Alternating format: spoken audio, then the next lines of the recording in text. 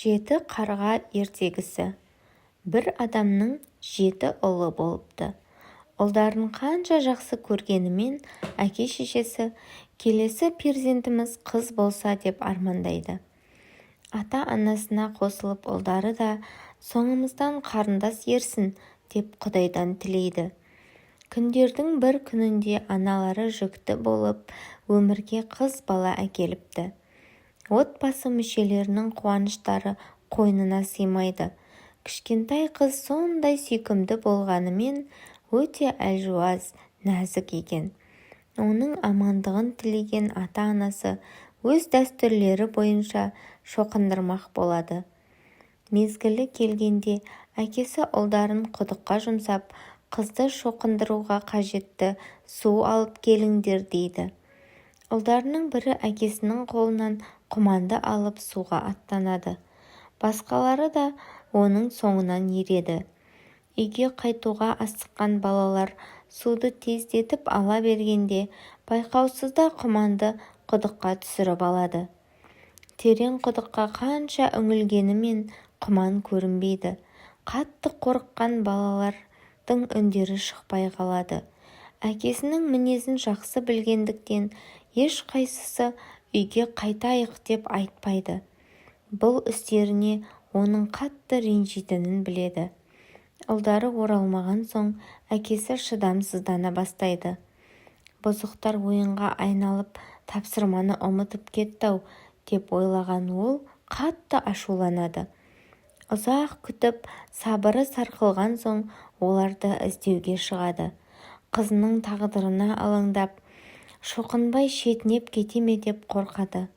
Ызаға булыққан әке ашу үстінде олардың бәрі қарғаға айналсын деп айғайлайды. Осы сөзді айтуы мұң екен, үйдің төбесінен қанаттарын қағып 7 қарға ұшып шығады. Олар үйді бірнеше рет айналады да алысқа самғап кетеді. Қарғысы шындыққа айналған әке қанша қиналғанымен қолынан келер қайран болмайды. Бір күні көшеде кетіп бара жатқан қыз адамдардың сыбырласа сөйлескен сөзін естіп қалады. Иә, өте жақсы қыз, бірақ ағаларының жоғалуына себепкер болды. Ол қатты мұңайып ойланып қалады. Сосын ол ата-анасына барып, менің ағаларым бар ма еді? Оларға не болды? Деп сұрайды. Әке-шешесі құпияны ашатын кез жеткенін біліп, болған шындықтың бәрін баяндайды. Бірақ сенің еш кінәң жоқ дейді олар. Әкесі қаһарланамын деп ұлдарын құрбандыққа шалғанын мойындайды. Бірақ бойжеткен оны көңіліне медеу тұтпайды. Ағаларының қарға болып өмір сүріп жүргендерін ойлап, ішкен асы бойына сіңбейді. Күні-түні жылап, ағаларын адам қалпына қайтаруды армандаумен болады. Осы ойымды жүзеге асырғанша тыным таппаймын деп өзіне уәде береді. Бір күні ағаларын іздеу үшін алыс сапарға аттанады. Ата-анасына тиесілі жүзікті естелік болсын деп салып алады. Өзегім талса жермін деп бір тілім нан, шөлін қандыру үшін бір жұтым су, жолда отырып дем алу үшін кішкентай орындық ала шықты. Ағаларымды үйге алып қайтпайынша оралмаспын деп өзіне серт етті. Бір апта ма, бір ай ма, бір жыл ма, қанша жүргенін кім білсін. Күндердің бір күнінде ару қыз жердің шетіне келді. Сол жерден күнді көріп, оны ұстамақ болды.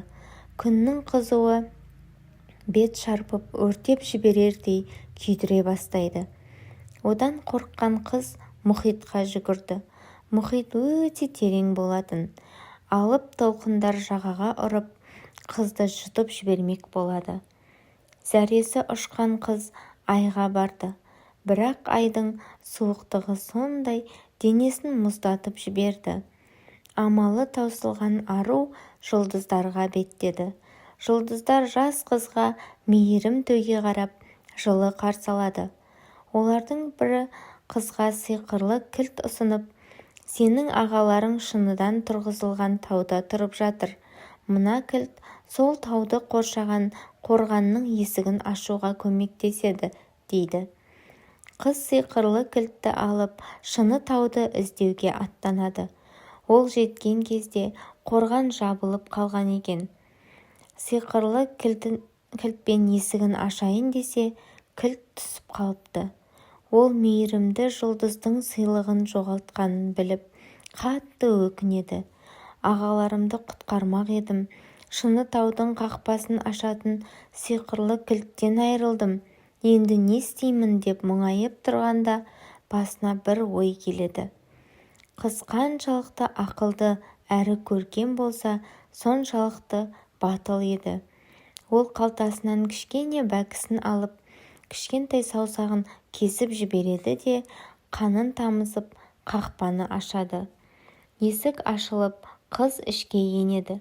Сол сәтте оның алдынан бір кішкентай ергежейлі шыға келіп, «Сен не іздеп келдің?» деп сұрайды. Қыз өзінің қарғаға айналған 7 ағасын іздеп жүргенін айтады. «7 қарға дейсің бе? Олар менің қожайындарым», дейді ергежейлі.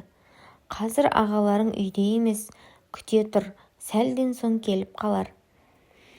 Сосын ергежейлі қызды ас үйге апарады. Үстелдің үстінде ас құйылған 7 ыдыс тұр екен. Қыз әр ыдыстан дәм татып шығады. Сәлден соң даладан шу мен гуіл естіледі. Ауаны тіліп ұшып келе жатқан қарға қанаттарының сыбдыры құлаққа келді. Ашығып әрі шөлдеп қалған қарғалар бірден дастарханға жайғасады. Ыдыстарынан дәм татқан соң олар, «Менің асымнан кім ауыз тиген?» деп сұрайды. Қыз біреуінің ыдысының түбіне анасының жүзігін салып, өзі есіктің артына тығылып қалған еді. Қарғалардың бірі ыдысты қотара ішіп болған соң, ата-анасының жүзігін тауып алады. «Қарындасым осында ма?» деп сұрайды ол. «Қарындасымыз өте алыста ғой. Егер ол осында келсе, біз қайтадан адамға айналар едік», дейді басқалары аһ ұрып. Сол сәтте қыз есіктің артынан шығып, қарғалардың алдына тұра қалады. Ағалары оны көрген бетте қарғыстың күші жойылады. Олар бұрынғы бала қалыптарына қайта енеді. Бір-бірімен жылап көрісіп қауышады. Қуаныштары қойындарына сыймай, қол ұстасып, үйлеріне қайтады.